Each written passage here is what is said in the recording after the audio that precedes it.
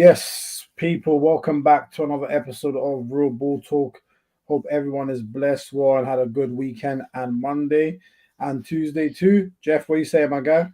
All good, bro. All good. Can't complain, man. Football is back. Yes, football is back with a bang. Jalil's unable to join us today due to prior commitments, but Rash will be on with us shortly to discuss the games. First thing first, smash the likes, people. As always, subscribe to RBT on the YouTube. Check us out on TikTok. And yeah, we were talking today. We might be starting to do like Twitter Spaces after games. So if anyone wants to talk about the matches instantly after they happen, we might start doing some Twitter Spaces here and there, which I can imagine can get a bit rowdy because that means you can like literally get anybody on Twitter. So, so I can imagine that being a bit mad. I don't even know if I want to do that really, but but yeah, but yeah, let's start off. Let's start off with the big game of the weekend: Chelsea Liverpool 1-1 at Stamford Bridge. Good game of. I thought it was a very good game of football. Um, both sides were really attacking. Um, Liverpool started off really well the first 35 minutes. Diaz, fantastic goal, amazing through ball from Salah. Um, and then when Salah scored that goal to make it 2-0, if that counted, I think Liverpool would have smashed Chelsea. I can't lie. I agree. The game was petering on the, but then after that, Chelsea got it together. And then by the end of the game, I think they probably considered themselves unlucky not to win. I Mm-hmm. think they deserved to win the game on average over the course of the 90 minutes. Enzo Fernandez, clearly the best player on the pitch. Um, very, very impressive performance from him. Reece James was excellent too, especially second half. Yeah. Um, Interesting for Liverpool, obviously, there's a lot of talk about their midfield after that game, saying they still lack, not legs, but they lack, defensive nous, which is kind of what a lot of people have been guessing. Um, I don't know if that game was just about that though. I do think there is an element with Liverpool where a lot of the times in the past they relied on their energy and pressing. That's why they were able to dominate possession a lot. But now that they're more reliant on actually using technical ability to keep the ball, it means that the system has to be in place to allow them to find those positions, those gaps. Which means that it's a little bit different for Klopp in terms of how he's been coaching the last few years. So Yeah. there'll be a little bit of an adaptation period. Then you got guys like Jota up top who technically are pretty average. His technical ability stood out compared to the rest of the team as very, very low. And even Gakpo in midfield, he's not the best technically either, to be honest. Um, Yeah. I'd yeah, agree. so those two kind of stood out. I would again, no surprise they were the two to go off straight away, 60th minute, because they Mm-hmm. were not good at all in the slightest. But yeah, Jeff, what did you make of the game? Like Chelsea Liverpool 1-1. Some could say could have gone either way. I think Chelsea deserved to win it just slightly. But I think both teams will probably take the point first game of the season. Nice game to get out of the way. You don't have to play Chelsea away anymore if you're Liverpool. And even if you're Chelsea, you don't have to have Liverpool come to your ground, Yeah. which was never an easy game. So yeah, what did you make of it of the game from your perspective? Like, what were your key takeaways?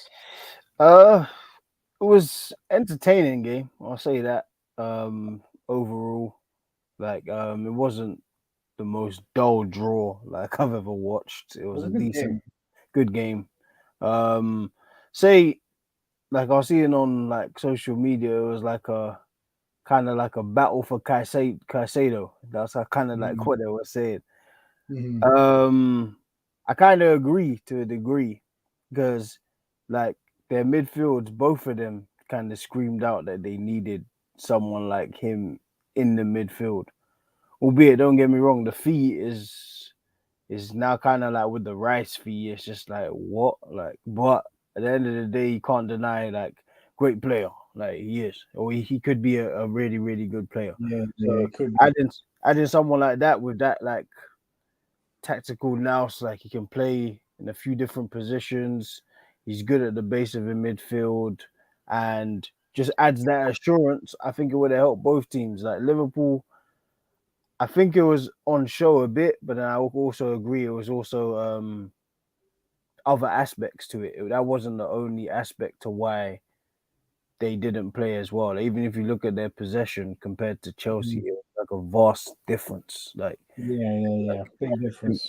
think it was 35% Liverpool had, Yeah. which is very low. Even though it is at Stamford Bridge, like that is very low for like a Liverpool team. Even though they've changed their style, and get me wrong, that midfield of Soboslai and McAllister is a very, very sound technical midfield. It's just getting that right balance as well in terms of, and Gakpo, because it's a bit too attack minded. Like if Chelsea, what screamed out to me is if Chelsea had a 10, like a quality Nkunku, 10, and then Kunku, someone who could just drop in those spaces between the centre lines. back and where the six should be, they would have wreaked havoc.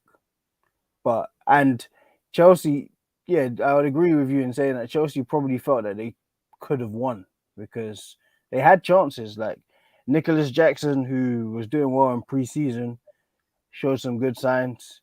Missed a few, but he's like 21, and he looks strong. He looks like he's a presence. Like he's gonna give defenders trouble up there. So that's like a good sign for them. Even like when Mudryk came on, even though he probably should have done better with that chance. Like if you take on the keeper at that pace, I'm expecting you to go and score, but the touch is just too heavy. But Too heavy. just encouraging signs from them, because of course, like the pressure's off Chelsea to a degree this season. Like they finished 11th or wherever they finished last season, so they're not going to be in the forefront of everyone's minds. But they spend a lot of money, especially when you do the Caicedo and Lavia deals coming in. So, like, yeah, positive signs for them. Like, if you can get a few players clicking, you can get some service to Jackson or Nkunku, whoever is going to be up there towards the latter end of the season, then I think they should be okay for like Europe. And obviously now Europe this season for the Prem is top five. So Mhm. they definitely have to believe that they can finish top five in the Premier League. Yeah. Um, Obviously we're going to discuss like Arsenal, United, etc. later on, and some of the teams that were challenged for it. But I mean, I had Liverpool finishing second. I'm not going to change that just yet. Mhm. I did see some good things because obviously the 35% possession stat is very true, but at the same time, when Liverpool were dominating the first 35 minutes, that possession stat was still 65-35, but it didn't Yeah. feel like Chelsea were dominating. It felt like they were getting dominated. True. So that's where it's a fine balance. Like obviously, I thought Salah was incredibly sharp. Diaz was very sharp, but got tired as you'd expect. You know, he's just coming, working his way back to regular Premier League every game Mhm. fitness. Joba's life saw some really good things. Really technical, powerful runner with the ball. McAllister was also good in possession. I didn't think he was terrible out of possession. I just thought Liverpool's out of possession. It was kind of like everyone was in the wrong position. That's why the gaps were found. And I think obviously the fact that Chelsea started with a five at the back or some weird formation, it kind of called them out a little bit as well. They didn't really know where to stand as much. Yeah, And I think it's just like that seniority bit, like where Fabinho or Henderson maybe would have just like got some balance in there, and everyone kind of feels comfortable where they should be. Like people were kind of just in between where they should be. So that's why I think it's important on who they bring in that position, because whilst like Lavia is a good talent, a 19-year-old probably shouldn't be at the base of your midfield 38 games in a season. He should yeah, be an understudy for someone. yeah, definitely. But I mean, obviously he's turned Liverpool down. He's going Chelsea as well. So, Damn, it's crazy. yeah, that's an interesting one. Turned down So, you think Lavia will twice start for Chelsea? is um. Do I think he will start for Chelsea? I'm actually not sure. I don't think he should.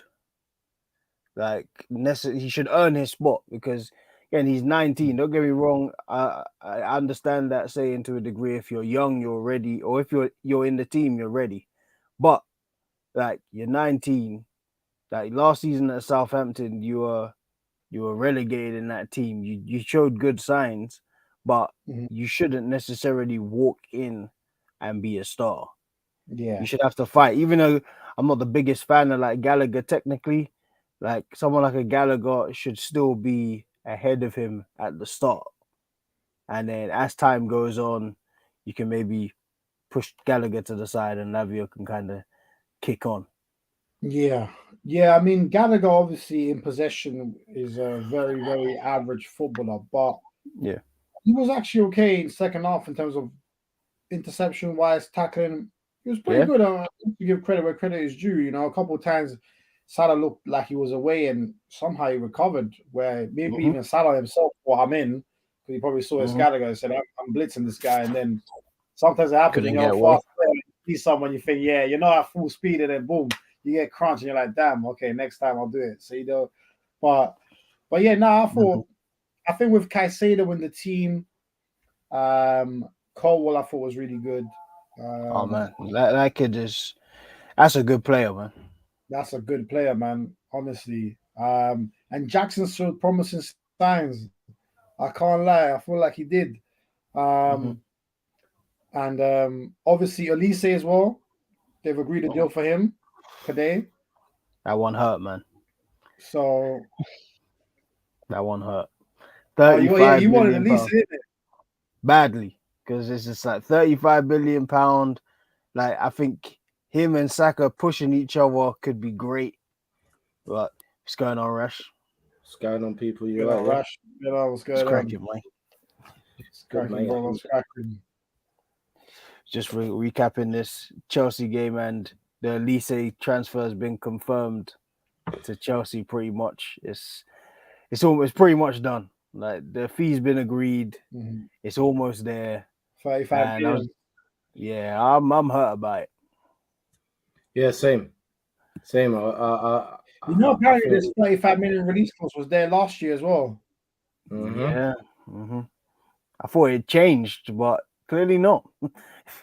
They can sign him for £35 million for someone who has that ceiling in this transfer window, especially where everything's inflated. Like, that could turn out to be one of the best deals of the season. 100%. Yeah. And you know who should be most of this? Man United. Oh man. Because especially after watching yesterday with what's his name? Anthony. He's continued this season as he finished last season. And he finished last season injured. Get in the bin. My God. Wasteful he was. We'll get on to him, but if you get like an Elise and you got for £35 million, like, there's a lot Elise can do on the ball. So Chelsea instantly are going to be better on that right hand side because you got a Ziyech who is very sometime-ish and is nearly 30. Elise is 21 and already has a better Premier League pedigree than Ziyech. So yeah, he does. Yeah. Yeah. Who did they have playing on the right hand side this yesterday? I mean, not yesterday, this weekend. Huh? Sterling. It was Sterling. No, he was playing on the left, wasn't he? Nah, that was Chukwuemeka was on the left. Yeah, it was Sterling. And Sterling's never been the best. Sterling's much better from the left. I'll just say that. Yeah. Than he is from the right. But yeah. Do you think that now? Yeah. Do you think Sterling will start on the left? That's where he needs to be. Yeah, I hope so. Otherwise, you're kind of doing yourself and him a disservice. Like, him and Mudryk, whether they maybe they should fight out for that spot or try Mudryk on the right. I don't know. But Sterling's kind of earned the cachet. Like, to me, certified Prem legend. He's caused a lot of damage from the left for two teams like you kind of have to give him the floor to work. Like play him there. Otherwise, why did you sign him? Mm-hmm. And he was one of their best players last season as well from the left. Yeah, and that's with maybe his worst season in ages, and he's Mhm. still better than most people on that team in a bad season. So, yeah, I think you gotta figure that out. At least they might have the nod on the right, if I'm being honest. Like when he joins, which is probably why he chose it. Mm. Apparently, he chose that over City. Mm. Saying City were willing to go in for Yeah. Elise, but he said I choose Chelsea over City, which I thought was interesting too. Yeah. Chelsea's got some real pulling power this season, man. You think it's a London thing as well? Definitely, I think it must have something to do with that because he's up at Palace, so he's used to the London environment as well. You know, he's ex-Chelsea too. Yeah, it's probably one of the things. Yeah, he started off there. That was his thing, isn't it? Yeah, So, youth player. So it's that's probably one of the things that sold him. Definitely, was it being a London club. I mean, for me, even from the acceptance point of view, being from London, being a young black lad as well, you know what sort of fans you got. I mean, obviously it's Chelsea, but the Chelsea card has changed over the years. It's not the same as what it used to be, you know. Yeah, so true. That's one of the things that probably would have turned his head, or even if his head was turned in the first place. You know what I'm trying to say? Yeah. So, yeah, it's gonna be interesting seeing him there. But whilst waiting for John to come back, what did you make of Chelsea Liverpool for the first game? Did you get a chance to watch? Yeah, I did watch the game. It was a messy game. To me, it was up and down. It was full of excitement, attack after attack. It reminded me of watching one of the lower league clubs because that's what it's like. It's not a lot of possession and slow build up or anything like that. It was literally end to end. It was like defend this, you defend that, defend this, you defend that. Do you know what I'm trying to say? Yeah. To me, both defenses wasn't good on the day. I can see them leaking a lot of goals. If their forwards was a little bit more prolific, it would have been a high scoring game.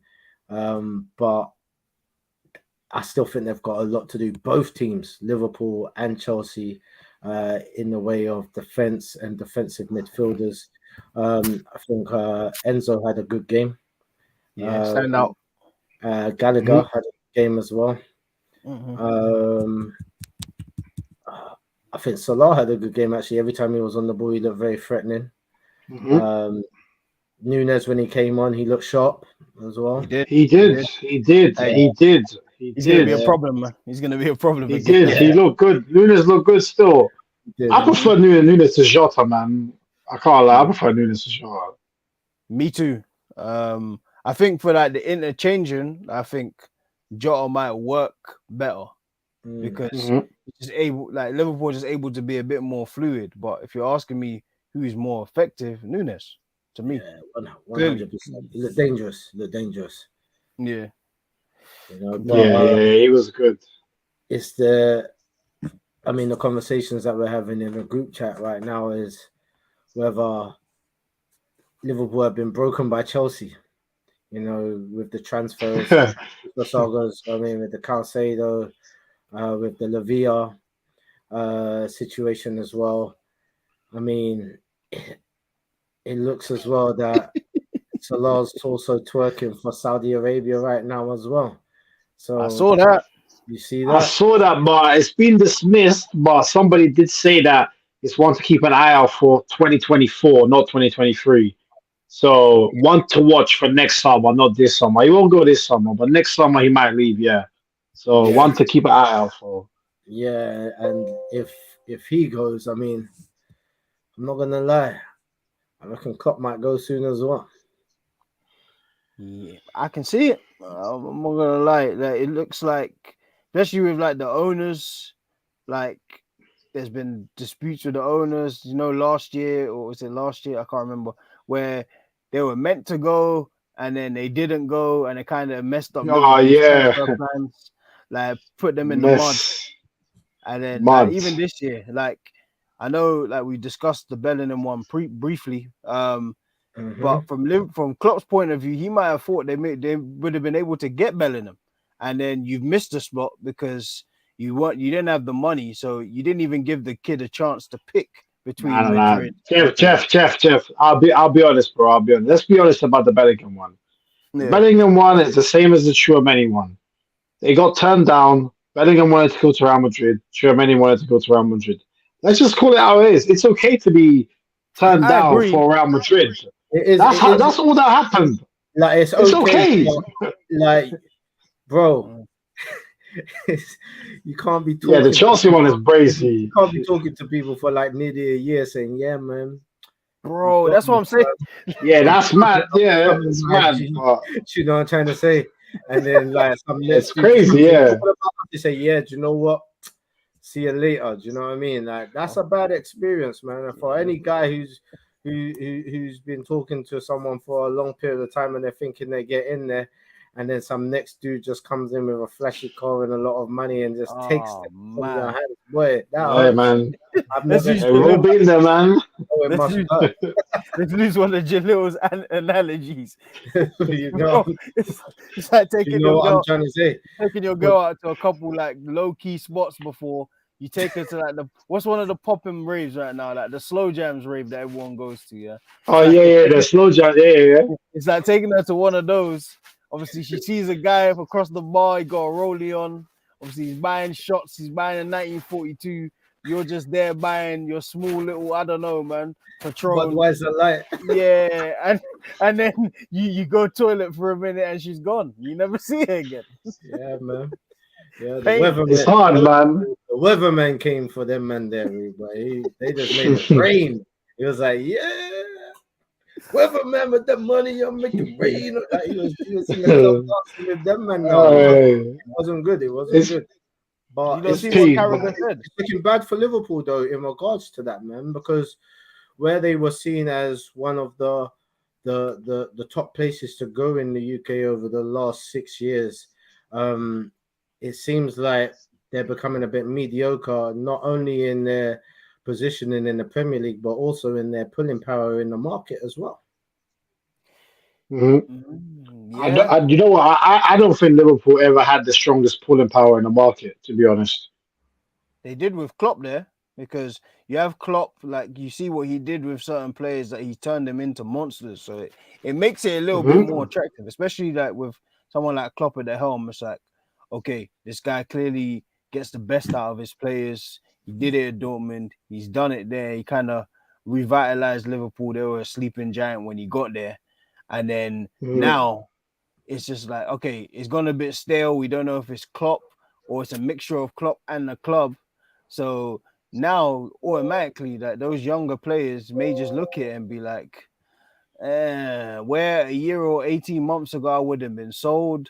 Now I might just go to another team. Teams like, let's just say a team like an Arsenal or someone is back on and up.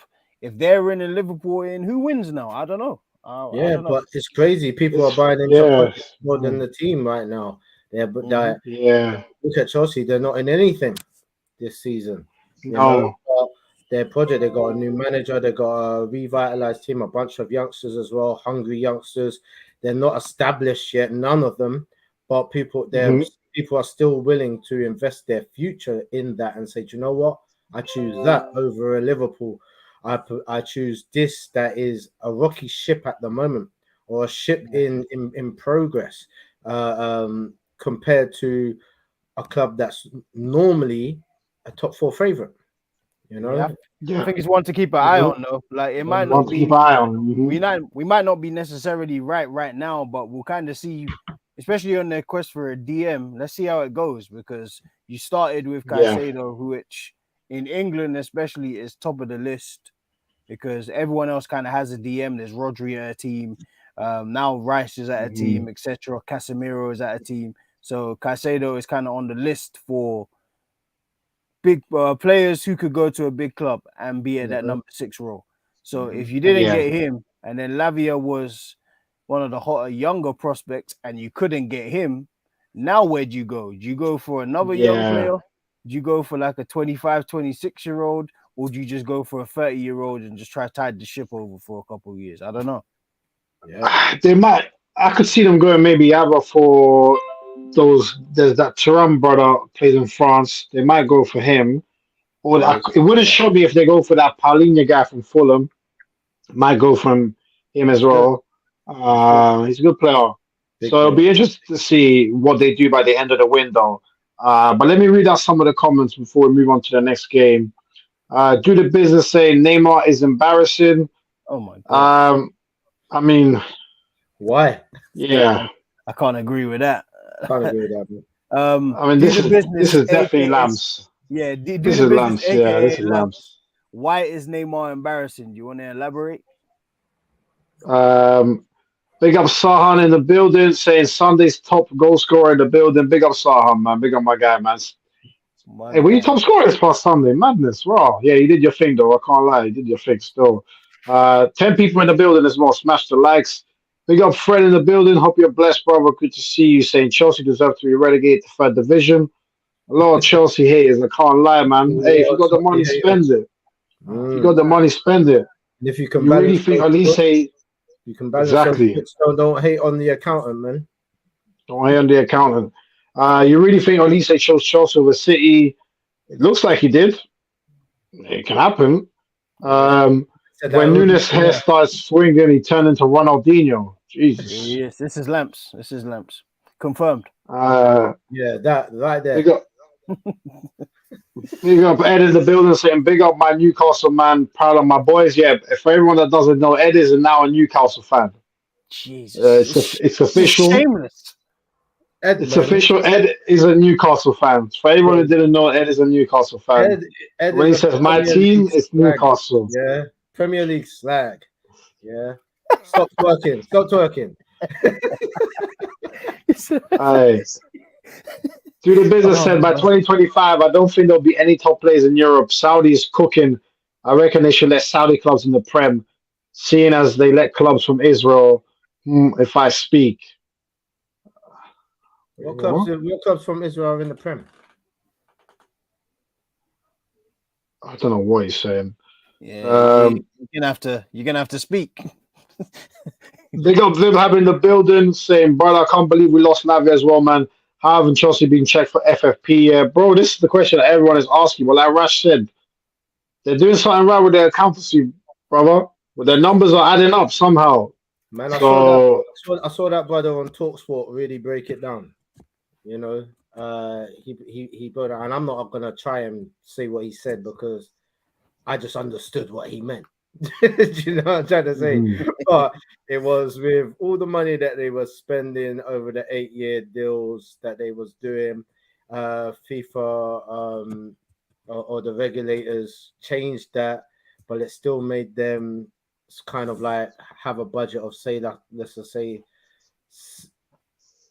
250 million or something, or 300 and something million that they needed to sort out, but then they made 250 millions worth of transfers out of Chelsea over the last 2 windows as well, and they're bringing certain players over a certain period of time, which makes them only be paying something like 65 million a year, or 70 million a year or something stupid, or 130 million a year or something like that, and which makes them still have about 65 million to play with. That's what Sam and Jordan said, I swear.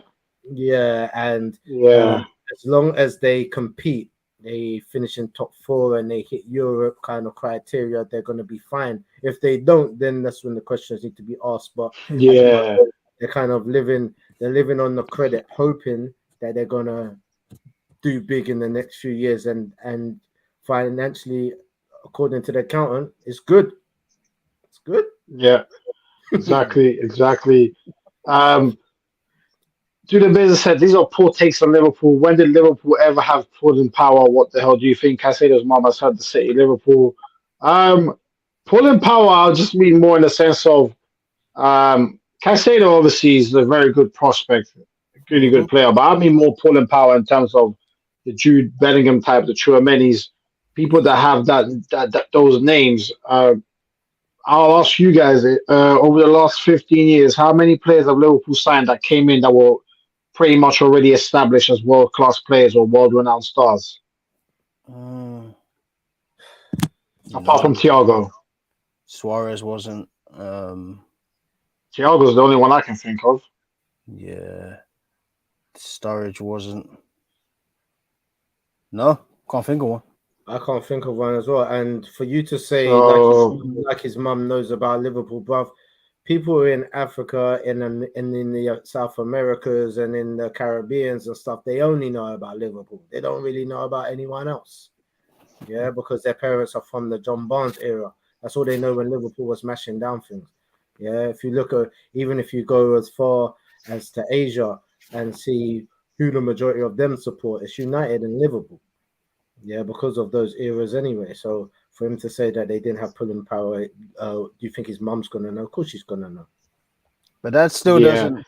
Even saying Liverpool don't have pulling power, Klopp to a degree would have some pulling power, right? So Mhm. Liverpool Yeah. wouldn't. So Liverpool wouldn't have to have pulling power for Klopp to. Yeah, exactly. Klopp now. Yeah. I don't really get the point totally, if I'm honest. Yeah. I just think there's nothing like it's the way Liverpool have done it has worked. They sign players that have massive potential and they turn them into superstars, Yeah. like your Salahs, your Alissons, your Van Dijks, and now you have your established world class players. With the case of Jude Bellingham, Tchouameni, they chose Real Madrid. Everybody would choose Real Madrid over Liverpool. Real Madrid would be get picked over basically everybody in the world. So there's literally no shame in that. So yeah. Vip saying we need a DM badly. We got heavily exposed against Chelsea. Haaland, which we normally played, but this time no proper DM. We faced backlash. Trent pushing high and spamming square button in the box. Yeah, I mean a bit ironic. Not Vip have your guy, but a bit ironic saying spamming in the box when your right back is Trent. So he does a fair bit of spamming himself. So, but and again, both of them are excellent passes of the ball. So a lot of the times, I don't even think they're trying to spam things. I just think they're doing things that they believe they can pull off. I use legacy settings. Just want to let you know. Me too. I'm a Pro Evo guy, man. Show me. Mhm. That has to be it's the classic all the way, man. Classic all the way. I can't lie. Shout out to my Pro Evo babies, man. Yeah. So I'll say 4 goals. Put some respect on my name. Say nothing, bro. I need 5 this week. Nunes needs to start next game. 100%. Vip, I'm 100% right. I think he will start. To be honest. Have you already spoken about how United hired a Muay Thai fighter for a goalkeeper? Fortunate in the VAR. Yeah, listen, United. Even on the VAR situation, they got suspended, right? The VAR staff. Yeah, With the that VAR decision was just a disgrace. I can't lie, man. Yeah, man. That was a shambles, man. But you know what? I'm glad that the No, go on. Sorry, Rush. I'm glad that the referees are being held accountable as they should recently, man, because that even the one last season who made a muck up at Arsenal, he lost his role. Do you know what I'm trying to say? He lost his role because of that game alone. I don't know what just happened here. I just lost my screen for a second, but welcome back, guys. Oh, we never lost you. We never lost you. But yeah, we never lost you. But yeah, the game overall, it was entertaining to watch. It just looked very messy to me. It just didn't look as organized as both of these teams are known to be. There was no real dominant force. You know, it was a bit scrappy. It was exciting to watch because I thought there was going to be goals because their defenses both were so bad. But so was their finishing. Listen, I want to change my top 4, so we need to have that conversation. 1 sec. Yes, we will, because I want to change my top 4 too. So let's get back to that. 1 second. Ed saying Isak the best striker in the Prem. Big shout. Yeah. I understand, but he isn't. But Isak he's up there. Haaland's the best, but yeah, man. Yeah. He said, doing a business say that there is one for Champions League, but it's not even a European country. Oh, you meant Champions League. Oh, Yeah, you're right. To be fair, yeah, but listen, like you said, nothing else needs to be said. We know what you mean, bro. Don't worry. Come on, bro. We know what you mean. They let Israel in the European Cup and stuff. So that's we don't know. European What Championships we too. don't know, so come on. Vib saying, Onana signed a deal with Dana White and KSI UFC debut in common. Yeah, big up Onana, man. Big up my dad in the building saying Saudi league will explode like the Chinese league. They start but can't keep the pace of management. I actually think they're already past the Chinese league. Yeah, they've passed them Chinese already. league only had. The thing is that their money's sustainable as well. I mean, there's a reason why the rich people from Saudi Arabia and the Emirates, their names don't go on the Forbes lists because they're not in the millions and the billions. They're in the trillions. It's too much to count. They don't even know how much they're worth. That money's not running out. Yeah, and even like China in a year there was rules inflicted on the league, and you couldn't sign too many outside like European players. So you were stuck with Oscar Tevez, I think Igalo at the time. Then that was kind of it. That was it. Now you've got Neymar, you've got Ronaldo, you got Mane, you got Henderson, you got representation Benzema, you got representation of many countries.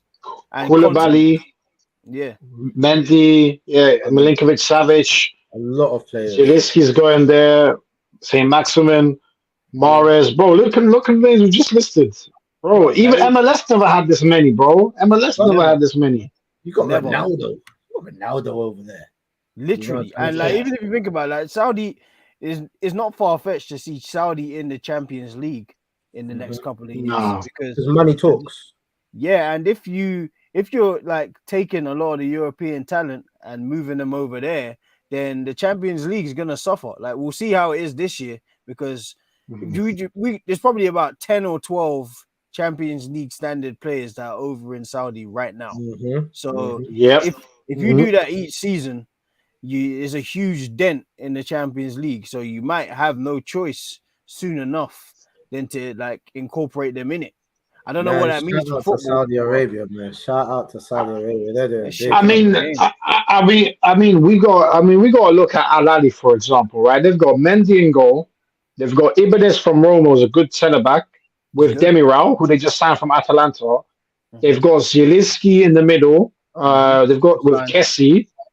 With Kessie, and they've got a front three of St. Maximin, Firmino, and Mahrez. I can't lie. I'd rather see that team in the Champions League than Club Brugge. Oh, 100. No. Oh, guaranteed. So it makes sense. It's for them to be in the Champions League in 1 or 2 years. Like, it just makes sense. Look at Neymar's team. They've got Ruben Neves, Milinkovic Savic, Neymar, Malcolm, Koulibaly. Like, even when you look at the streaming deal, like last year, I see some of their games were on Sky Sports on the YouTube channel and stuff like that. And it was getting some coverage on the news. Now I see they're signed with DAZN. Yes, and Fox Sports as well, right? Yeah. So just like that, that's in 1 year. Yeah. Listen, we might have to start doing an RBT special Saudi Arabia. I'm telling you, bro. I'm gonna pick my team tonight. You know what? Everyone should pick their team. I was gonna pick Al Ahly, but now Neymar's got Al Hilal. I can't lie. I'm gonna have to go Al Hilal, man. I can't lie, man. Bro, them men in Saudi still can't tackle. Neymar's lost in a week. Oh man, yeah. Oh, you think he'll get crunched? You know what? Yeah, it might happen, yeah, because they're paying him so much money. It might be a deal like what Messi's got in the MLS because it seems like Messi owns everybody. Like I see one clip, he just walked past two players and they bumped into each other. I was like, what is going on here, man? Like I know this is Messi, like you're meant to show respect, but what is going on, honestly? I saw him foul a player. The referee looked the other way. I see the other player just touch him and gave a foul. Messi was telling the referee to book him. I don't even know if he did, but he might have. No, he did. He probably did. He booked him. I'm sure he did. Yeah, he did. My man just went out to him.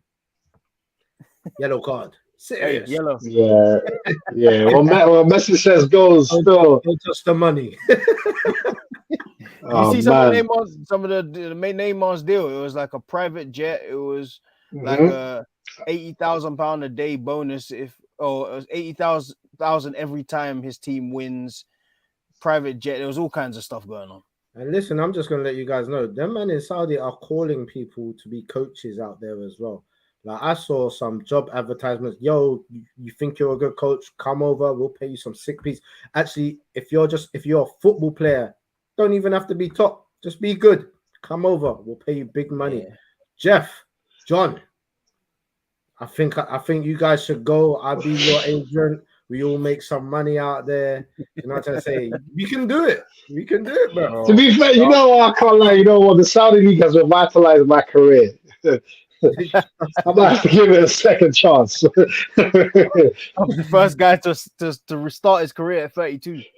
Trust me. Trust. Oh man. Big up Vibhab saying fair take, John. You see, Vibhab, we need more people like you, man. When we say our opinions, it's okay to agree as well. So big you up, man. Do the business said Trent is a good passer, not James. I mean, this is just come on, man. It's ludicrous. Come on, man. Lamps. Hey, come on, man. Just for once, just remove the goggles a little bit. Just come on, like. It's okay. Like, Come you can say on, Trent is man. better. I'm not arguing. Trent is better, but James is a great passer of the ball. That's a fact. Like that's not an opinion. Yeah. Ed saying, what's Haaland better than Isak at? Goal scoring. Bro, do you know what? I'm looking through these comments right now. I can't wait for you to get to some of them. Yeah. But yeah, I think this Haaland Isak one, we'll need to revisit it because obviously Isak all around, you could argue, is a better player, I think. But Haaland's goal scoring is to a level where, yeah. No one. Yeah, exactly that. Yeah, undeniable level. Vibhab is saying, oh, the dreams speaking straight up facts, trillions and trillions of dollars. It's that all rig money, 100%. 100%. Ed saying if Saudi get Champions League, it'll be a wrap. Yep. Jokes aside, Ali Howe might be better than Arsenal. That's the one. The fishing rod. That's the one. Trying to get someone. The maddest thing is, in a one-off game with the players they have, they could be a lot of Prem teams. They probably could. Bro, I mean, barring their coach. What can we say? Yeah. Do the business saying, I'm already learning Arabic. Bismillah. Anthony Joshua voice. So. I hear you. The AJ voice bit is the funny bit in this. Why did he say AJ voice? Do you remember when he did that in the ring? Yeah. I just want to say, Bismillah. Good for you, man. And that was too stupid when AJ did that, man. Man. Do the business saying, Maguire taking his shahada as we speak, like Andrew Tate did for that money. Azubillah. Hey, no, do the business. You've been practicing your Arabic, man. This is this is flowing, man. Ed saying Haaland is better than R9 at scoring. Oh my god! Now you've moved from Isak. Now you know what you got it, Ahmed. Man. I'm not arguing with you today. You win. Hey, no, I get what Ed is saying, but obviously R9 using R9 is mad, isn't it? Obviously, you can't use R. I'm not even sure if Haaland's a better goal scorer than R9 when he started out. So yeah. Big up Femi in the building. Hey, big up my guy, bro. Hope you're blessed. See you at Bull tomorrow, bro. Saying, what are your thoughts on the potential return of Greenwood? Oh, I tell you that the women of Manchester ain't too happy about that. Yeah, I saw that thing that they put out. Yeah. Decisions might have to be made on that one. And you know what? Good for them. I'll say this: he's gonna play. Yeah, he will play. No matter how people feel about it. If it was another player and he wasn't as talented, that player would have been released and they would have faced a suing 2 years ago. But they kept him on the books because he's a prodigal son beforehand, so he's gonna play. And no matter how you feel about it, like I have my own thoughts about how it all went, but at the end of the day, the man was found not guilty. So if the case is thrown out, what now? Yeah, it's just listen. Like, what do He you should do? just come back as evil Greenwood. Yeah, change his character, become the villain. Jesus. Love it. He's gonna get booed every time he touches the ball. When he scores, he should just absorb all that energy. Do you know what I'm trying to say? And play that villain character because it's not going anywhere. You might as well. It won't go away. A little And let's do the smile. business. Yeah. And let's do the business said here. I don't agree with Greenwood, but surely it's against human rights for the law to strip him of his place in the team. You're right, man. Like Jeff said, he's by the eyes of the law. He's not guilty. He's not guilty. Yeah, It never went to trial, so technically he should be allowed to play. It's a touchy subject. Very, very touchy one. But yeah, like at the end of the day, like they're gonna have to look at it as objectively as possible. Like all we know, it guaranteed. Like again, if I remove my personal thoughts, I have my own. But all we know is that they were in one toxic ass relationship. That's what we guaranteed 100% know. But all the rest of them, man, yes, maybe on the way and all them things there, man. I wish man. People turn their lives around all the time. I mean, some of the people on this podcast, not on this podcast, but in the chats, man. I mean, if you go back into your parents' history and see what they went through to come out on the other side, man, maybe you won't like your mum or your dad. You know what I'm trying to say? It's real. He lived a human experience. Do you know what I'm trying to say? It's what people go through. And it's just about how you deal with it, how you change for the better. And if they both can see that they are better off together, they've reconciled. If they're in love and they are in love and they love each other, she's forgiven him. Man, I've seen that. I'm from Croydon, man. I've seen some mad relationships. Do you know what I'm trying to say? Yeah, no facts. Yeah, no facts. Yeah, I've seen man them beating up and down the street and stuff like that, and they're married with 5 kids right now. Do you know what I'm trying to say? So it is what it is, man. It is what it is. Mm-hmm. Yeah, I mean, like obviously, if we were United fans, would we love seeing Greenwood come back? Nah, because we don't associate with people who like have known to do that type of thing to like their woman. But at the end of the day, we do have. None of us would say he doesn't deserve to play football again because that is extreme and that is saying you can never come back. Now, obviously, a lot of people might not like this.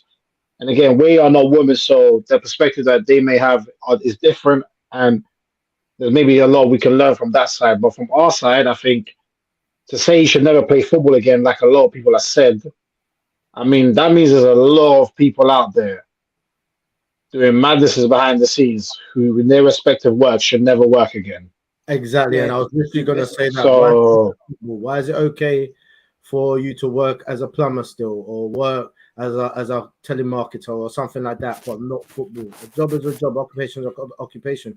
If it means you lose your right to work, then make it across the board if that's the case. Yeah, like even if you just pivot and look at, don't get me wrong, like there's a public element too, like you're representing a brand, etc., etc. So if you've done it, you've been convicted, there's not much you can say. You deserve the punishment. You deserve all you can get. But just in this case, this case where you were guilty in the court of public opinion before it went to court, like unfortunately, people's opinions ain't gonna change on the public because we heard what we heard. Unfortunately, we saw what we saw as well. That's true. Yeah. But end of the day, when you pivot and look at Giggs, Giggs's case, which is not as highly publicized because Giggs is no longer a footballer, but should Giggs work again? Because Giggs had a case of, what was it? Domestic violence. Domestic violence, and there's he. I think was he still employed by Wales at the time? I don't know if they fired him. Yeah, he was. They fired him, but like I just think it's like. We always talk about this one. Marcus Alonso literally has killed somebody, but we hardly ever hear about it. I mean, I only hear about it when you talk about it. Yeah, but bro, I always bring it up because I'm like, this guy literally killed someone. But that's what I'm saying, and this is the thing. Like, yeah, you've got the right to take your endorsements away. You have the right to not sponsors, fair enough. But I mean, it is what it is, bruv. Like how many times has someone done something to someone and the family says, "I forgive them. I forgive you." Yeah. And that weighs heavy on the hearts of the people who are observing the whole thing. Do you know what I'm saying? Yeah. His girl has clearly forgiven him by whatever means it was or why. We don't care about that. She's forgiven him. Yeah. She's willing to bring a child into the world and make him the father of that child. It is what it is, man. You know what I'm trying to say? Yeah. But 100%. I hear what the message it's sending out, like the message what the girls in Manchester sent out. I mean, it was well put. It was a very good dialogue that they wrote. Do you know what I'm trying to say? But at the same time, like big up to you lot, by the way, for putting that out and letting your feelings known. Do you know what I mean? Because it's not about hiding behind the covers anymore. However, you know, like, it's not the club's responsibility to police these guys. They're there to do a job. Do you know what I'm trying to say? And as much as we saying, you know, United are scummy for not getting rid of him because they know A, B, and C. Yeah, there's a lot of scum in the Premier League right now. There's a lot of things going on to cover. I mean, and glass houses and stones and all that stuff. You know what I mean?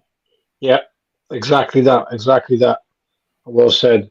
Fred, big up Fred saying, just said Maguire staying at Man United. Yeah, he doesn't want to leave, man. Of course, he don't want to leave. So pay rise for getting into the Champions League. Why is he going anyway? I ain't that's going. do the business. Fabinho got gifted a Rolex for a bad performance last game. In Liverpool, he gets called on Twitter, so does his wife's Twitter page. So, bro, that's why would you not go to Saudi when you get a Rolex for playing bad? And that's from a fan. That's from a fan, bro. A fan is giving you a rollie. The fan I saying, didn't even know this. Yeah, he was walking. Yeah, I saw it. Man came up to him, hey, how you doing? Yeah, this is it. Hey, I got a gift for you. Boom, rollie. He couldn't believe it. I can't believe it. He couldn't believe it. Man, so you want me to pick between walking in Merseyside or giving me a Rolex? I know what I'm picking. Good night. Listen, I'm telling you boys, if you're on it, we can do this thing. It will work. Trust me. I'm going to play football in a bit, so I'm going to train my best, mate. I'll be back. Yeah. Put your heart into it, Jeff. You just be how you are. It's good enough. We got this. Do the business said, I agree with Rash on this one still. Wise words always. We act as if we don't sin. Very true.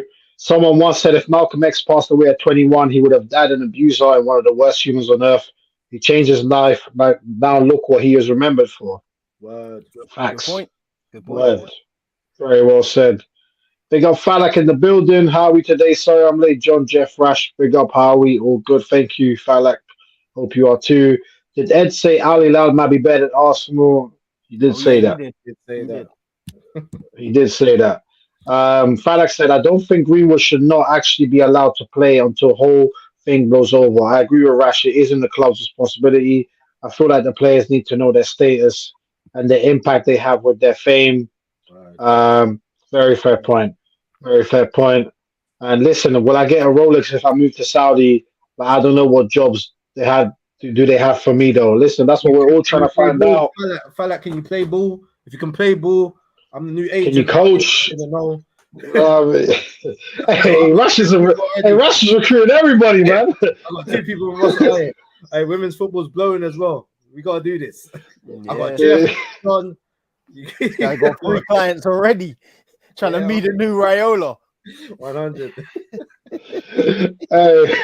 Hey, who knows? Maybe the RBT next year will be live from Saudi Arabia. You know what I mean? Crazy. I can't play ball, but I can coach. There we go. We got the coach. There we go. We're here. We go. We're good to go, man. We're good to go. But listen, Jeff, because I know you got to rush off in a couple of minutes, my guy. So just want you, obviously, because we touched on Man United Wolves very, very quickly. Were you impressed with United, yes or no? No, that was a bad game. I don't think they were good at all. But main thing for them is they got over the line. But just lacking a bit of fluidity. Looks like they still need a controller in midfield. Like they look better when I'll say this. Sancho looked sharp when he came on. Garnacho has this thing where when he comes off the bench and he plays, you're like, this kid must start. And then you got your start first Yeah, game of the season, and you just looked a awful. little bit out of your depth. I think it's just more a young thing. It's just he needs to know how to adapt his game to not just be an impact player. It's good to just try the things you try, but there's other ways you can play the game. So he'll be fine. If Sancho came on and looked dangerous, Rashford, my takeaway is Rashford is not a number 9. He needs that Nope. left flank because that it looked like you take away all his superpowers when he's playing through the middle. Like he was losing the ball cheaply. There was all sorts going on. Then Mount, no, Mount didn't play well at all. Everyone was seeing the stats. I'm not going to judge him too much on all those zeros. Yeah, do you know what else we could pull up those stats on the screen? Yeah, it was. I didn't get time to. Those stats of violence, but yeah, I wouldn't like, I wouldn't grill him too much on it. Like, I just think United just are missing a bit of fluidity, all in all. And then I know you'll probably talk about the Anana thing. To me, that's probably a penalty. Like, it was just a bit wild, like the rashness of it all. Like, you didn't need to do that. Like, you were fine. But the thing with him is, I said it before as well. I think we've all kind of said it. Like, I think it was the right decision to get rid of De Gea and bring him in because they're going to be better in build up. I just think he's also going to make a lot of the same errors De Gea made because he's a rash goalkeeper. That's just what he does. But you're going to be better for it in terms of like build up because he's very, very comfortable with the ball at his feet. But yeah, that was kind of my takeaway. United, I don't know. You know what? If they continue like that, they might not get top 4 because they kind of do need a signing. Like, I don't know what Haaland to come and even though I don't rate him like that. Let's see what he does because maybe he would just help be a better point person up there than Rashford because we know what Rashford can do from the left. Like, regardless if you like his style or not, like Rashford is dangerous from the left. He is. So you put him on the left, you have Haaland, and then you have Sancho, whoever fighting, then you'll be better off. Closing, Anthony, that was a very, very disappointing opening. I'm gonna say that was poor. Like, you didn't do anything. Like it was a lot. Like, it was like 4 or 5 times in the first half. He's got the ball. Like, he took on a couple of people maybe in the first half. But then there was a couple of times I'm like, all right, you're 1-on-1. What are you gonna do? Like, you're gonna cut in, you're gonna take someone line, or you're gonna thread it into Rashford and get it back. And every time he lost the ball. Like, it was the wrong pass made or the wrong decision made. So he needs to make better decisions. Otherwise, if this continues for another half year, 8 months, people are going to be calling you just like they were calling Pepe. I'm going to say it now because Pepe had these same kind of instances as an Arsenal fan where it was promising for the first year, the second year expecting a little bit more, and then you do things like this. So you need to pick it up. Yeah, no, 100%. But yeah, Jeff, I know you got to go, my bro. Have a fantastic ball session, and we'll speak in the WhatsApp group. Yeah, speaking of Take care, my guy. Salute, boy. Peace. But yeah, Rash, just following up on what Jess said there, I can't lie, man. I think Anthony is an awful footballer. He just stinks. And I think United are cooked. They made a big mistake signing him. Look, I think he's the great deceiver. Yeah, he done his thing. He's got his big money deal. He can act like Johnny Big Boy when he goes home. Do you know what I'm trying to say?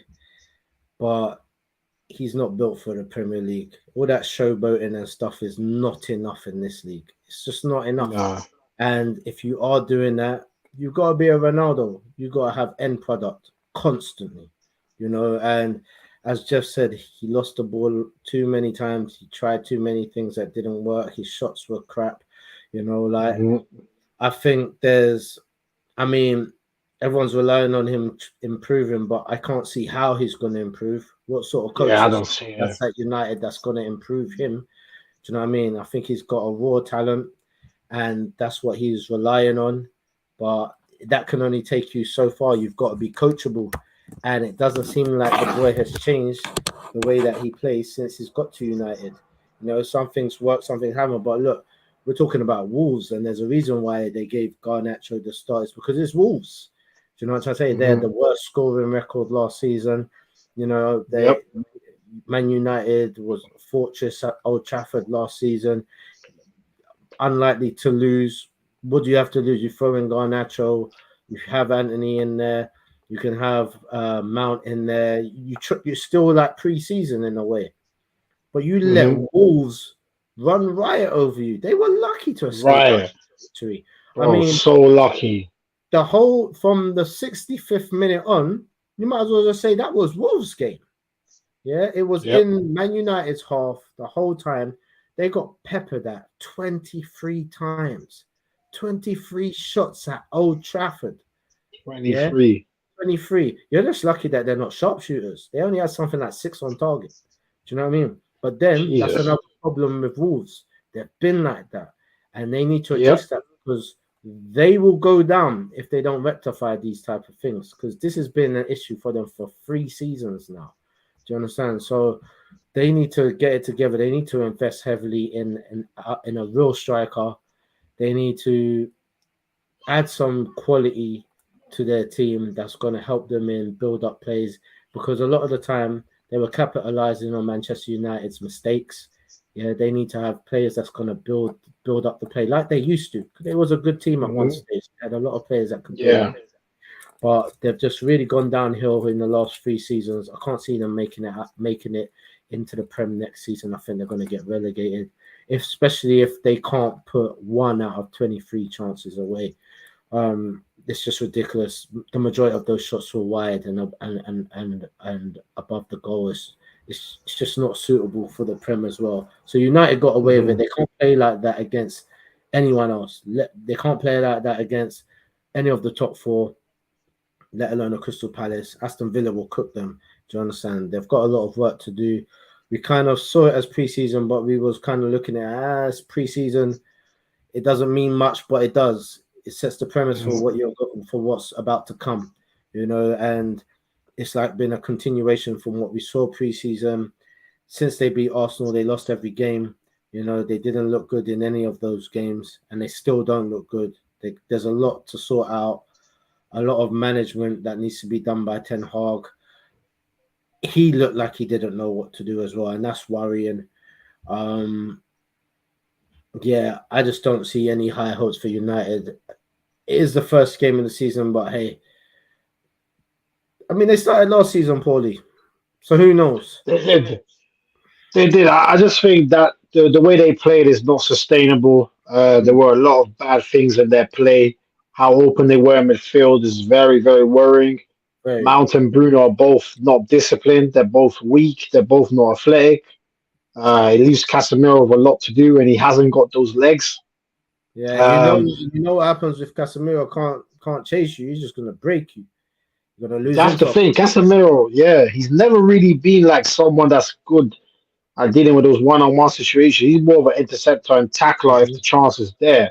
But if you have any kind of speed or agility around him, you're going to cook him. And with the space Wolves had yesterday, he was just getting eaten alive, to be honest. So for United, I think it was very worrying performance. What's that guy that we played for? What's his name? The tall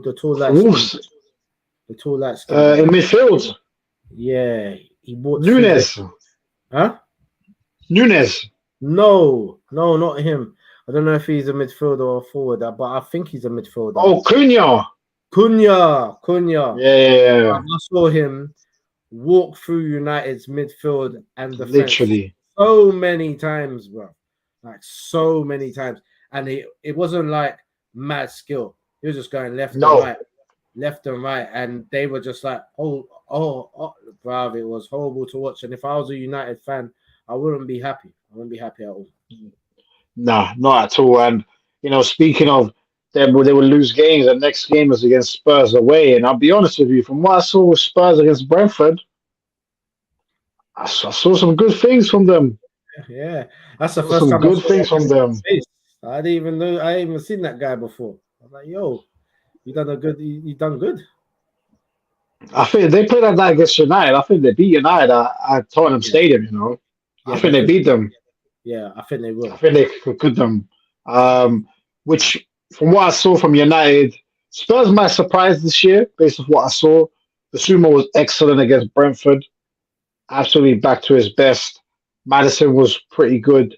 They showed some good things, Spurs. But yeah, from what I saw from United, I'm very, very confident in my prediction that they will make top four. And you didn't have them top four either, to be honest. No, that's right. And I think we can both right now be very confident because they looked horrible. Yeah. But we both also said that Man United will probably win badly against Wolves. You know what I'm trying to say? Well, yeah, we did say that. We said it'll be an awful game, which to be fair, it wasn't awful, but they were awful. They were awful, yeah. But they were awful. But they got the W. But just outside of that, before we finish up with the Arsenal game, Burnley Man City, comfortable 3-0 victory. Haaland 2 goals, back at it again. Mm-hmm. Any key takeaway from the win? Obviously, the boys now for 3 to 4 months. Yeah. I think we might see Man City go in the transfer market, go a bit gun-ho now, because they went in for Paqueta, but they went for Paqueta when De Bruyne was available. Now he's not. Yeah. They might have to go in for 2 men. You know what I mean? We might see some real money being spent for them finally. So, but they're gonna have to make up for that. But they've also got cover for that, man. They're like, City never look bad. Do you know what I'm trying to say? Nah. And they always look like they're gonna win the game. Burnley put up a good fight. They had some opportunities and they made it entertaining. And I can see them actually doing good this season as well. It was good to see. But when you got men like Haaland and like those, both of them goals, being able to run into the area and score the way he did for his first goal, and the second goal was just top quality. I love that. I was actually saying that was the goal of the weekend until I saw Saka's goal. Yeah, man. Yeah, no, I agree. I think the second goal was a lovely goal. His first one was just great striking ability. He's just he's a freak in terms of goal scoring, getting into the right positions. And City now have this way because they've got a lot of really physical players. They can play on the floor, but they can stay in games as well through their physicality. So that's why they're a very, very difficult team to beat. But they will need to do something to replace De Bruyne, because De Bruyne out for 4 months. You've lost Gundogan. That's a lot of goals and assists in terms of end product that you've lost. You do need to replace. So I do think they will. Like you said, they'll definitely sign Paqueta. I think they might sign somebody else as well, which is probably quite scary because now the squad depth will probably just end up being better than it was before. Yeah. All those areas where we thought City were going to be lacking because of the players that they sold, they're probably just going to fill them with people who are better now. So all that talk about them finishing second and third, like I was saying, they're going to finish third. Yeah, we need to reevaluate that top 4. Yeah, you know what? Let's do it now because I can't lie. Before the weekend, afterwards, and I said, you know what? I should have just put Newcastle 4th. And then when they go and then slap Villa, the team I put 4th, I said, yeah, come on. This is crazy. How can I not have Newcastle 4th? So I've changed now. Newcastle 4th. Yeah. Villa are gone. Yeah. But yeah, Newcastle were really good though against Villa. Yeah. I mean, I don't see Liverpool. I put Liverpool as second. I don't see Liverpool as being second at all. Especially with the midfield. I mean, if they don't get that midfield cover, man, I see them struggling to make top 4, to be honest. But Yeah, City. I mean, I know it's Burnley, but Arsenal was also playing Forest, who I don't think are much better than Burnley, to be honest. No. And, the last 15 minutes was a bit techie for Arsenal, you know. I think Arsenal as well, they need to probably make one or two more signings before the window closes to be a solid team, to be honest. But yeah, man, I still think it's a toss-up between Arsenal and City again. I've already got Newcastle in the top 4 already. Yeah. Where it comes to that team that's going to fill in that next space, I'm not too sure. I think we should give it 2 weeks. I think we should give it 2 weeks and come back to it. No, 100%. I do think that definitely. Yeah, when the transfer window ends, we'll do our final predictions because I think that's the fairest time to really, because now it's in stone. So we'll do it then. But I mean, just touching on Arsenal, obviously you mentioned signings. Obviously, Timber looks like he's done his ACL, which is terrible news because he was looking so good. It ain't been confirmed. It hasn't. No, it hasn't been confirmed. But that's what people are reporting. So I don't know how true it is, but it's not looking good regardless. Yeah, which is a big shame, man, because he was looking quality, man. Yeah, he's looked good preseason. He was looking really good in that game as well. And then you think, okay, when he comes off the replacements, you mean there's some reason Tierney ain't getting a sniff in. I can see him probably exiting. Apparently he's going Sociedad. Apparently he might be going Sociedad. I heard that. But with Zinchenko still not fit yet as well. Tomiyasu, I don't think he came on and was incredible. I think there was a lot of it's like he was half a yard behind where he needs to be in terms of pace. His decision making and positioning wasn't the best as well. So yeah, man, he's gonna Timber's already looking like a loss, and it's only the first game of the season. Yeah, to show how good he was. I'm seeing it as a loss already, so yeah, man. Yeah, no, 100%. But I mean, outside of that, I mean, Arsenal started the game really well, got 2 goals up, got complacent. Forest got a goal back. Bit hairy at the end, but they got the job done. Like you said, Saka, fantastic goal. Martinelli, fantastic assist, which surprisingly enough, I have to say, like, we often talk about, or people do, I know I do that. I say Martinelli's not the most pleasing on the eye purely aesthetically, but that assist is a wonderful assist. Beautiful. And it is surprising to see how it literally has not even been spoken about. Yeah. Nobody's spoken about it, which it's a weird one. Because Martinelli I thought was good, especially first half. Yeah.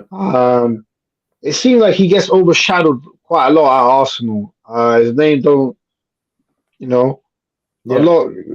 get spoken about the same way other man like Saka and Odegaard does. Yeah. Which is an interesting one. So yeah.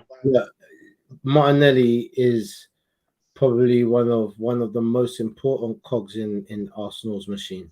Like, without Martinelli, Arsenal are not the same. He brings so much to a game, so much to the team. And we even saw it in previous seasons when Arsenal weren't at their best or looking really shabby. If he came on the pitch, the energy would change. Yeah, he brings something to that team. It provides energy. He is always forward thinking. He always wants to attack the goal. Even when he can't go forward, he'll cut it back. He's making movements. His movements incredible. Yes, before, like you've mentioned, aesthetically, he doesn't look good, but I've never thought that myself. You've never said that, no. I like how he plays. I think he may have been a bit erratic in his decision making in the past, but I think he's got that under wraps. He barely loses the ball. You know what I mean? His passing's on point. He can score goals, and then he can provide assists like that as well.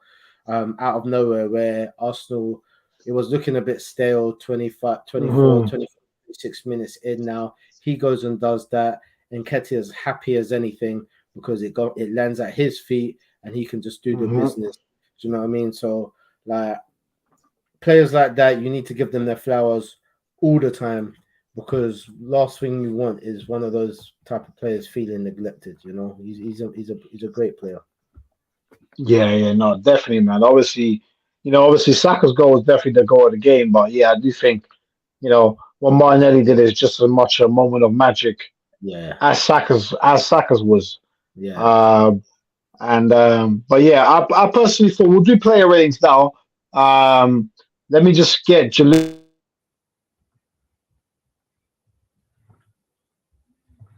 And Jones all frozen up in the place, blowing kisses. for you.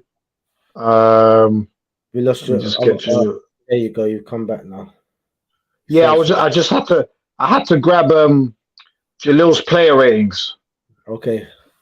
So Jalil's player ratings. I'm gonna just read them out, and then we'll chop up and do our own ones. So Jalil said Ramsdale 7. He was trying to stay number 1 at Arsenal. You can tell he's on it now. He gave Partey an 8. He does the business in any position. He gave Ben White a 7. Proves why we signed him. Comfortable on the ball. He gave Saliba a 7. Didn't do anything special, but he's happy to have him back fit. He gave Timber a 5. He said he got a silly yellow and only played one half. That's harsh, I have to say. He did say he definitely would have got a higher rating, but he didn't play long enough for me. Fair enough. And he gave Rice a 7. He said good interceptions, done his things, and he said the rest got a 6. Okay. So the rest, i.e., Eddie, Saka, Martinelli, Eddie, Saka, Odegaard, yeah, and Havertz. I mean, the Ramsdale one, I can't give Ramsdale a 7. He didn't have a shape to make. No, but do you know what? There was a few times, I understand what Jalil's saying. There was a few times when Arsenal were caught on the break, where when Partey did move into that central midfield position, a few times it left a bit of a gap on the right-hand side. And then there'll be a quick changeover, and Forest was beaten down that side of the pitch, and Ramsdale did have to intercept, have to make some saves, made some cool passes under pressure as well. I think a lot of the decision making from Ramsdale was on point in that game. I don't think the goal was his fault. No. It would have been nice if he had got there, but the ball was brilliantly put across, so it is what it is. But I understand the Ramsdale rating, but I also understand what you're saying as well. He didn't really have a lot to do in order for him to earn a 7. It's not like he was being peppered and he saved us from conceding a goal. So yeah, I would have just given him a 6, but I do understand that perspective. You said he did do all those parts good, so yeah. So are you going with a 7 as well for Ramsdale? Yeah, I won't argue that. Okay, then he gave Partey an 8. Would you agree with that? No, I like Partey's game. I agree with him. He was good in all positions, but again, in the transition, if we lost the ball, that's just not his position. He hasn't got the pace to be chasing. No, it doesn't. To be chasing a winger. It's just not happening. No. Because of the tactics of Arteta, it left that side exposed a lot of time, and a lot of Forest's build-up play towards the end was coming from that side. That was the side, and that was where the goal came from in the end. So I can't say that he was an 8 because of that, to be honest. I would rather say amongst all the other good that he did, a 7 would be fair. Yeah, I agree. I had to give him a 7 as well. Then he gave Ben White and Saliba both 7s. I would have gave them. I think yeah. I think Saliba was probably a bit better than Ben White, but yeah, 7s. Maybe for Saliba a 7, but Ben White I think was a 6. I think when things got shaky, he was shaky, and he got done for the goal. Like I know he done it with the movement. And there was a period of who was it that who took their eye off the ball for a second, and in the first half we could have gone down first. because they had the first clear Yes, chance. they did. Yes, they did. It was a wayward ball from midfield. It was a wayward ball backwards from midfield, and it was. I don't think it was. I think it was from it was from one of the defenders though. I think it was. Yeah, I need to return to that to see who that was, but it could have been Saliba. I can't lie. I think it might have been Saliba. Now that could have been dangerous. Do you know what I'm trying to say? So if it wasn't for the off shooting of the other team, so of Forest, so yeah, I think 6 is order for those two for me. Yeah, I agree. I'll give them both a 6. Timber, I think I'll still give him a 6. I thought he was quality the first half. Yeah, I just thought he was quality. Yeah, he looks like he's got all day on the ball. He doesn't panic. He makes the right decision. He's fast. He'll get back as well. You know, like he's good in the attack. He's not afraid to ask for the ball, especially in tight situations. Like he's one step ahead of the play. I like him. I like him a lot, man. I like him. Yeah. I'm actually quite vexed that we're not going to see him for a little while, to be honest. Yeah, it's just annoying. It's just like, why? I don't even want to say why him, because I don't want anyone to be injured, but it's like, why him? It's like, but yeah. But anyway, 6 for Timber. Declan Rice, I would have given him a 6. I personally thought he was not average, but I just thought he was okay. Yeah, I thought he was just above average as well. I mean, he tried to get on the score sheet a couple of times by cracking a few shots. I would have preferred for a few of them to hit the target. But again, I would have preferred you to play a through ball as well at those times, because where you were shooting from, you're not going to score, to be honest.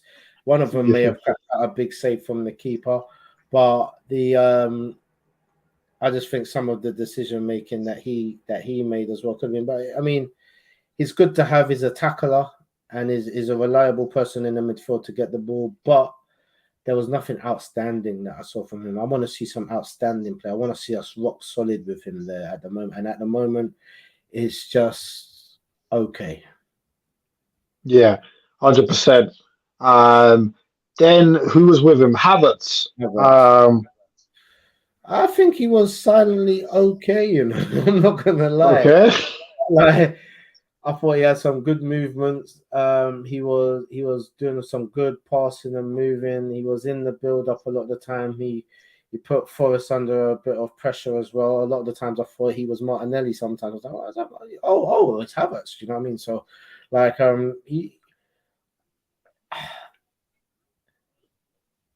I think he had a better game than Rice. Put it that much. Okay. So what would you give? Rice a 6 and then Havertz a 7? Yeah, I would. Yeah. Okay. I'd give both them 6s, but Havertz was just he could have scored.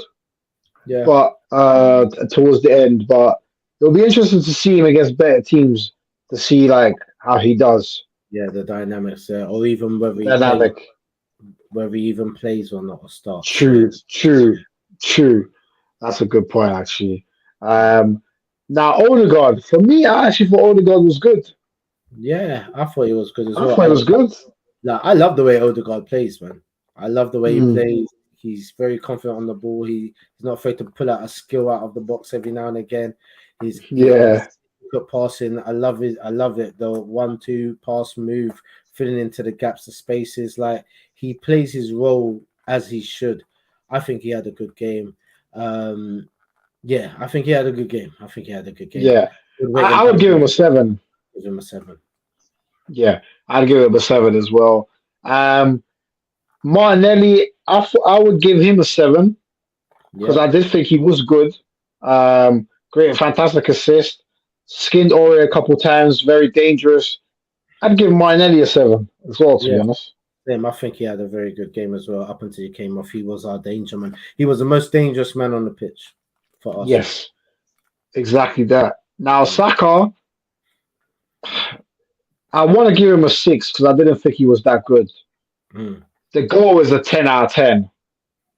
Yeah. The goal is a 10 out of 10 goal. The goal is a 10 out of 10 goal. It's like he's got that like he's got that little shimmy in across the face of the box.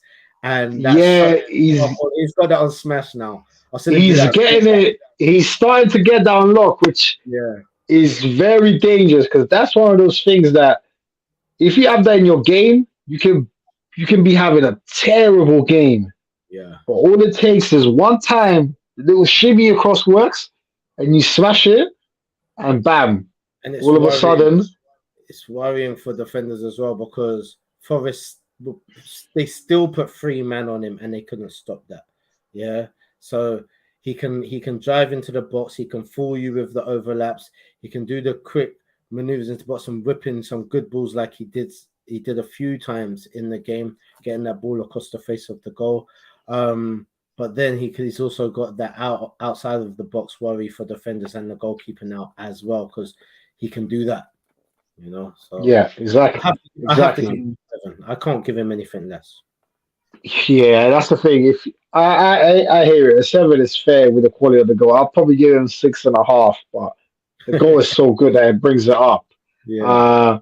And Ketch, I'll give a 6. I thought he was okay. My guy, I thought he was okay. Yeah, he got a nice goal as well. So big up Eddie, man. Yeah, I mean, I was having this conversation with Shakai before the game, and we were talking about what Eddie brings to the game, and we had to remind him. I had to remind him that Eddie, you know, he came on last season when everyone thought he can't tie the shoelaces of Jesus. Yeah, he got like a quick 7 goals or something like that in maybe like 10 or 11 games, and he showed what he can do if you give him a little bit of time. I like the fact that he proves people wrong over and over again. Even pre-season when they were saying, do you know what, we need to get rid of Eddie, keep Balogun and stuff like that. Yeah. In the Emirates Cup final, who scores? It's Eddie. Do you know what I mean? He keeps people on the end of that line. Do you know what I'm trying to say? All the time. Shout out to Eddie, man. Keep doing your business. Yeah, no, big up Eddie, man. He keeps his head up at all times, and he puts in a good shift every time he plays. Yeah. So fair play to him, man. But listen, people, that's the wrap up for this week. But obviously, before we go off, we have to do what we always do. It's back. It's time for the superstar and full of the weekend. Before we even rush through our ones, Jalil picked his superstar of the weekend as Isaac, and he said a superstar in the making. And his full of the weekend, sorry, Jalil, I couldn't get the picture up. He wanted it to be Mason Mount, and he wanted to show the 0.0000000 stat that's been going around. So Jalil's full of the weekend is Mason Mount. His superstar of the weekend is Isaac. So Rash, what do you go for, bro? Who's your superstar of the weekend? Who's your full of the weekend? Just to bring in a bit of diversity into it, because I would have said Isaac, brilliant player, great goals. Man, his ceiling is extremely high, man, and extremely high. Yeah, it's going to be hard for Newcastle to hold on to him if he managed to fire the way that he is expected to. Man, that guy's got a big future. But let's just make it a bit different. I say Tonali, brilliant game for Newcastle. Brilliant debut. He's someone who I've always rated highly and I've wanted to come off the Arsenal. I said it a couple of seasons now. He's gone to Newcastle and he looked brilliant. He controlled that midfield. He got his goal on his debut as well. Great debut for the guy. Happy for him. He looks the part. People were worrying about whether he'll be able to handle the Prem. He showed it, you know what I mean? He was up for every fight. And good game from him, man. I say Tonali.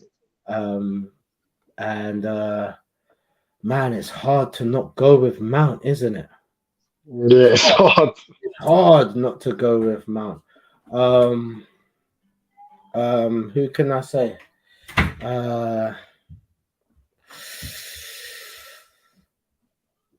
Let's go with Mount. Let's go with Mount. Yeah, Mount was absolutely horrible. I'd give my fourth. I wanted to give it to Mount, but I'm going to give it to the VAR referee for that decision because it's just a disgrace. It's a disgrace. Like, if Wolves go down by 1 point, that's the type of thing that they'll look back on and say, "Damn, we got shagged." So I think for me, they are the fools of the weekend, followed closely by Mount and Anthony. Anthony has to get a shout out to, 'cause he was a disgrace. Um, Superstar of the weekend. I wanted to go with Tonali, so that's a great pick by you there.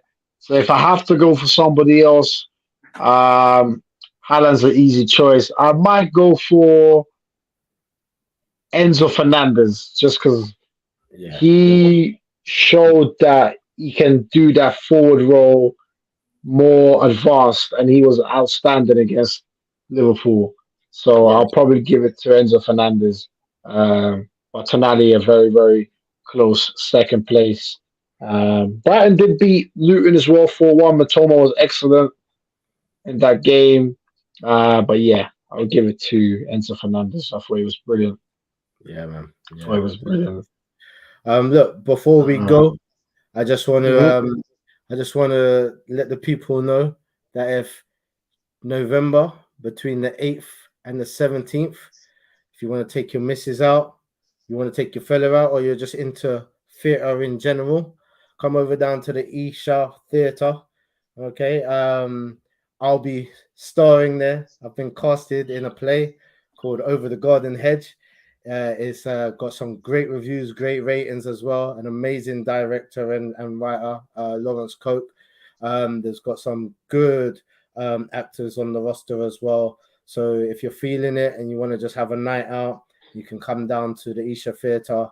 Come down, watch it. The tickets aren't expensive. I think it's £25 VIP, £20 standard, 15 on concession. So yeah, man, if you're looking for a good time out, November between the 8th, I believe it's the 8th and the 17th, coming down. It's a great story as well. I think you'll enjoy it. But look out for the posts on my Instagram as well. You'll be able to get a little bit more of the background story. But yeah, man, it'll be great to see a couple people down there. Yeah, listen, 100%. And yeah, we'll also be sharing that on the Real Ball Talk one so people can see it. But yeah, so do make sure to pop down if you can to see Rash perform. I know I'll definitely be going down to see him. So I'm looking forward to that. Already got something planned for the winter time.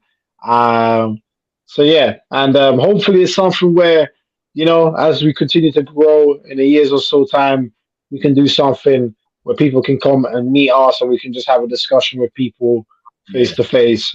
So that's the dream we can get to hopefully. But yeah, do make sure to keep an eye out on both ours, Real Ball Talks, and Rash's Instagram for that. We'll try and post it on a regular basis, especially more so towards the time in November the 8th to November 17th. So do keep an eye out for that. But regardless, people, it's been a great show today. As always, the message from Real Ball Talk: spread love, make yourself aware, as you always know, as we always preach on the show. So big up everyone today for tuned in. Great engagement as always. Subscribe to the channel, subscribe to our TikTok, follow us on Instagram, and we'll be back later this week with a preview. If not, we'll be back next week with another review show. Until then, stay blessed, stay well. Peace. We out. Salam.